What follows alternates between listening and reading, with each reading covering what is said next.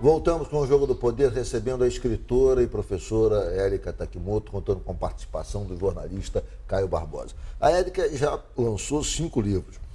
O primeiro, eu vou mostrar aqui alguns, vamos falar de alguns, a gente não vai ter tempo de abordar todos os livros. O primeiro foi esse, História da Física na Sala de Aula, né? Isso. É este. O segundo, qual foi? O segundo, olha, vou mostrar aqui, História da Física na Sala de Aula. Depois, qual foi na sequência? Aí foi o livro premiado. Esse é o livro premiado. Minha Vida é um blog aberto. Você ganhou um prêmio da editora Saraiva, não foi? Da livraria Saraiva? Em 2014, a Saraiva fez 100 anos e promoveu um concurso a nível nacional. Sim.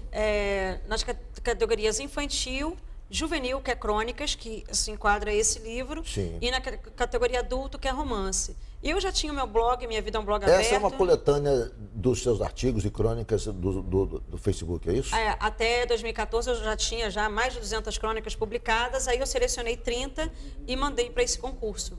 Sei. Ele entrou entre os 3 primeiros colocados. Eu tive a honra de ter um livro premiado, foi muito legal isso. Na semana passada, ou melhor, em outubro, há 2, 3 meses, você lançou esse livro aqui, Como Enlouquecer Seu Professor de Física.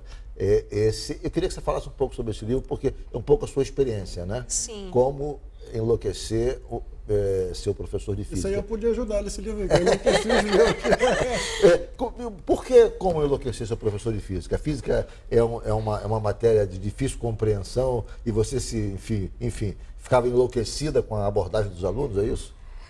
Bom, o livro, O Enlouquecer aqui, o título engana um pouco, faz uma brincadeira com isso, mas o enlouquecer aqui, que a gente, geralmente quando a gente foge do padrão da sociedade, a gente é chamado de louco. Sim. E quando eu fiz a minha pesquisa no mestrado, que rendeu o livro História da Física na Sala de Aula, e depois no doutorado, a minha tese de doutorado mostra o que há de metafísica dentro da física. Meta no sentido que você não consegue pegar, no sentido transcendental que você não consegue. Mostra o quanto são controversos todos é muita coisa, mas pelo menos naquela gama ali naquele espectro que eu analisei, os conceitos utilizados, principalmente dentro da mecânica. Eu falei assim, como são controversos. Aí eu começo a questionar se física de fato é uma ciência exata, se todos os conceitos que dentro da mecânica são passíveis e foram e continuam sendo de muita discussão. E aí quando eu comecei a ver isso, e eu me colocava como uma professora de ciência exata, física está no campo das certezas, sim, eu repensei a minha prática. Eu falei assim, nossa, eu não posso mais passar esse conceito de ciência para o meu aluno, porque a partir do momento que ele acredita que existe um campo da objetividade, onde todo mundo concorde, onde a gente não dependa do referencial, onde todo mundo veja a mesma coisa, se ele acredita nisso, ele vai se colocar de uma forma dentro da sociedade.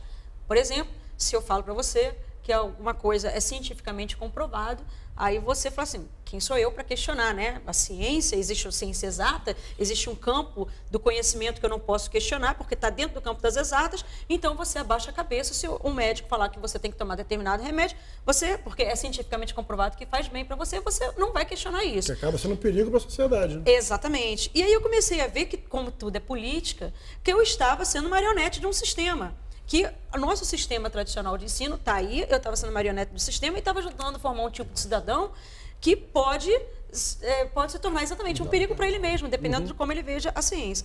Comecei a questionar várias coisas, comecei a estudar o ensino, a nossa escola, a história do ensino brasileiro, e aí comecei a me modificar como professora, mudar o meu perfil, comecei a mudar a minha relação, repensar a minha relação com os alunos.